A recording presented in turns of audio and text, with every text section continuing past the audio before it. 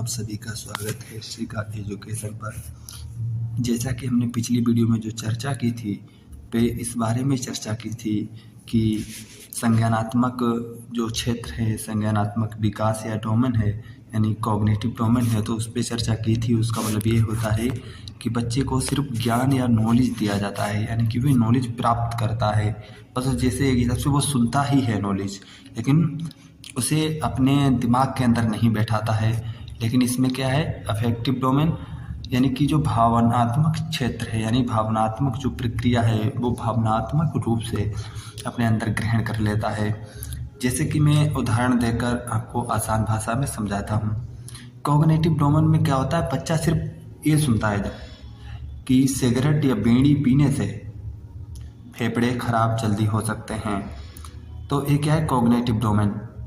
वहीं affective domain में क्या है कि जब बच्चा ये सुने कि बीड़ी पीने और सिगरेट पीने से फेफड़े खराब हो जाते हैं या फिर खराब हो सकते हैं, तो बच्चा ऐसा करे कि अपने मन पर इतना प्रभाव उसके पड़ जाए कि वो बीड़ी अगर पी रहा है तो पीना ही छोड़ दे, यानी उसकी आदत बन जाए धीरे धीरे। तो इसमें क्या होता है, जैसे उसमें क्या था, एक मूल्यांकन होता है, ठीक है, कि यानी बच्चे ने कितना सीखा है एक हिसाब से। लेकिन जो भावनात्मक यानी मानसिक रूप से सीखता है, इसमें क्या होता है कि जब मानसिक रूप से आप जबरदस्त यानी तगड़े होंगे, मजबूत होंगे, तो क्या होगा, आपका चरित्र या फिर व्यक्तित्व निर्माण होगा। ठीक है, देख लेते हैं, अब इसमें अच्छे से पढ़ेंगे आज की वीडियो में। और वीडियो आज का ज़्यादा लंबा भी नहीं होगा, 10 या 15 मिनट का होगा। ठीक है, शुरू करते हैं। पुनः आपका स्वागत है श्रीका एजुकेशन पर।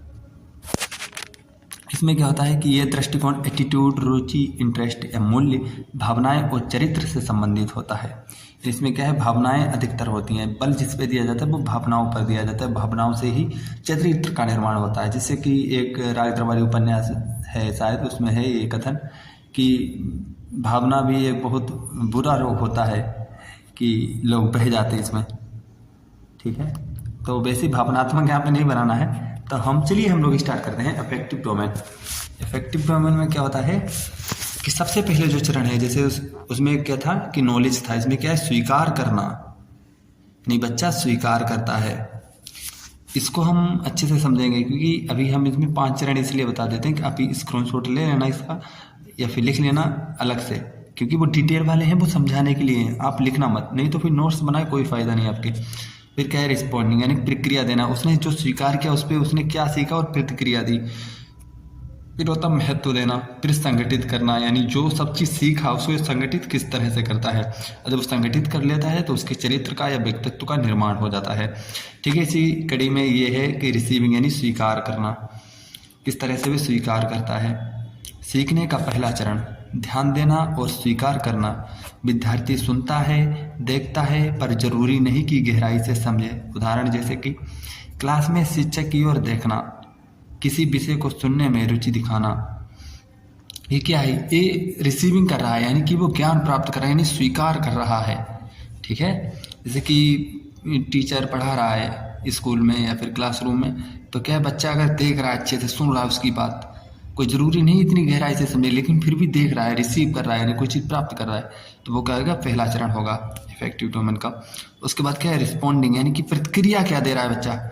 विद्यार्थी केवल सुनते ही नहीं, इसमें जैसे पहले था जिसमें रिसीविंग में था क्या कि वो सुनते ही हैं, इसमें क्या है कि बच्चे सुनते ही नहीं बल्कि सक्रिय प्रतिक्रिया भी करते हैं या फिर देते हैं। सहभागिता शुरू होती है, यानी कि जैसे कि मान लीजिए किसी टीचर ने क्वेश्चन पूछा तो क्या हुआ कि क्लास एक्टिविटी में भाग लेना। जैसे शिक्षक के प्रश्नों का उत्तर देना, यानी बच्चा जब शिक्षक के प्रश्न का उत्तर देगा, यानी टीचर के जब स्टूडेंट आंसर देंगे तो वो क्या होगा, प्रतिक्रिया हुई, यानी कि वो रिस्पॉन्डिंग कर रहा है या फिर एक्शन ले रहा है। ठीक है, आगे दूसरा महत्व देना, यानी लोग होते हैं वैल्यू, यानी कि वैल्यू कितनी कर रहा है वो। विद्यार्थी किसी विचार व्यवहार को महत्व देता है, अब सीखना मूल्य के रूप में स्वीकार किया जाता है। उदाहरण, समय की पाबंदी को जरूरी मानना, स्वच्छता अभियान में भाग लेना, यानी कि वो कितना महत्व देता है। जैसे बोलते नहीं, आप अपने रिश्ते में अगर महत्व नहीं देंगे तो आपके रिश्ते खत्म हो जाएंगे। वैसे क्या है कि जैसे मान लीजिए आप बीड़ी पीने के बारे में कोई बता रहे हैं, आपको रिसीव कर रहे हैं यहाँ पे, लेकिन अगर उसे महत्व नहीं देंगे कि भाई अगर फेफड़े खराब हो सकते हैं, यानी उस चीज़ को कितनी सीरियस लेते हैं। ठीक है ना, तो वो क्या होता है, महत्व देना, यानी सीरियसली कितना करते हैं। उसके बाद क्या है, ऑर्गेनाइजिंग, अलग अलग मूल्यों को जोड़कर जीवन में संतुलित बनाना। छात्र अपने मूल्य तंत्र को व्यवस्थित करता है। इसमें क्या है, शिक्षा, नैतिकता, सामाजिक जिम्मेदारियों का संतुलन, अपने जीवन दर्शन का निर्माण करना। यानी जब कोई विद्यार्थी अपने जीवन का निर्माण वह सभी चीज़ों से करता है, जैसे कॉग्निटिव भी डोमेन हो गया, इफेक्टिव का भी हो गया, और जो आगे एक पढ़ाएंगे साइकोमोटर, उसको सबको संतुलन बनाकर जब वो चलता है मानसिक रूप से, जैसे बोलते नहीं कि परिवार को भी मतलब देखना है, माता को भी देखना है, पिता को भी देखना है, बीवी को भी देखना है, यानी सबकी सुना है, उसका ऑर्गेनाइजिंग किस तरह से करें, ठीक है ना। उसमें दूसरा लास्ट क्या है, चरित्र का निर्माण। सबसे ऊंचा स्तर इसमें है। अगर इसमें पूछता है इफेक्टिव डोमेन में यानी भावनात्मक क्षेत्र में सबसे ऊंचा कौन सा है, तो इसमें क्या है, सबसे ऊंचा स्तर चरित्र निर्माण, यानी लास्ट वाले जो होते हैं वो सबसे ऊंचे हैं। जैसे उसमें क्या था, एवोल्यूशन था, इसमें क्या है कि सबसे ऊंचा जो है वो चरित्र निर्माण है, यानी कि बच्चे का चरित्र निर्माण हुआ, यानी कि आदत। इसमें क्या होती है, मन से आदत होती है। आदत का मतलब क्या है कि जैसे जो आप कभी ना भूलें, जैसे कि मान लीजिए आप साइकिल चला लेते हैं, ठीक है, तो साइकिल चलाना एक मन में आपके ऐसा भाव पैदा हो गया कि आप कभी भी जाएं भूल नहीं सकते उसे, ठीक है। लेकिन हाथ पैर चलाना क्या, साइकोमोटर में आएगा, लेकिन मन चलाना अपना, जो मन आपका चल रहा है एक हिसाब से, जिसको वो भावनाएं जिसे हम टच नहीं कर सकते, यानी सॉफ्टवेयर है आपके अंदर, वो भावनात्मक है, ठीक है, समझ में आया। कंप्यूटर की भाषा में समझते हैं अगर, कि वह सॉफ्टवेयर जिसे हम छू नहीं सकते, यानी जो आपकी भावनाएं आप छू नहीं सकते, जिनसे आपका चरित्र निर्माण होता है, या फिर जो कोडिंग करते हैं उन्हें हम छू नहीं सकते, जो कोडिंग करते हैं उसे हम छू नहीं सकते, लेकिन उससे सॉफ्टवेयर तो बनता है कि भाई ऐसे इस रोबोट को ऐसे इसकी मुंडी चलनी है, तो वैसे क्या आप दिमाग में भी तो अपने सॉफ्टवेयर यूज़ करते हैं एक हिसाब से। तो क्या है, यानी कि इसमें चरित्र निर्माण का मतलब क्या है कि बच्चा बिल्कुल लागू कर लेता है अपने ऊपर। जैसे कि गांधी जी ने बोला कि सत्य बोलना अच्छा है और झूठ बोलना पाप है, तो बच्चा बोला कि यार मैं तो झूठ बोलूंगा ही नहीं, ठीक है, यानी पूर्ण रूप से समर्पित हो जाता है जब बच्चा, तो क्या है कि यानी चरित्र निर्माण उसका हो जाता है, या फिर उसकी आदत बन जाती है धीरे धीरे कि भाई अब मैं नहीं बोलूँगा झूठ।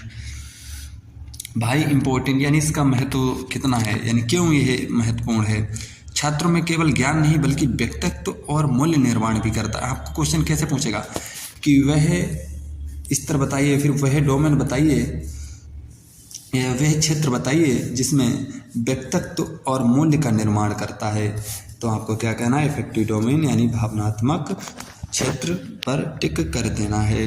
शिक्षा का वास्तविक लक्ष्य अच्छा इंसान बनाना है, यानी कि एक हिसाब से नैतिकता वाले जितने भी हैं वो सब इफेक्टिव डोमेन में आएंगे, यानी भावनात्मक में आएंगे। और एक कंक्लूजन देख लेते हैं हम कि मूल्य आधारित शिक्षा, इसके 5 स्तर छात्र को ध्यान यानी प्रतिक्रिया करता है, फिर मूल्य, फिर संगठन, फिर चरित्र तक ले जाते हैं।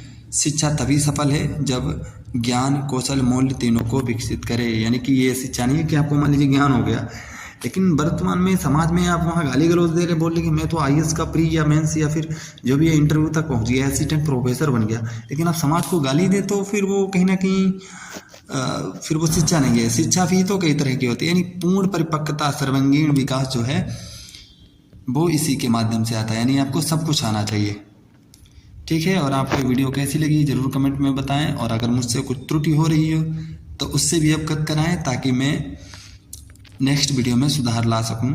जय हिंद, नमस्कार।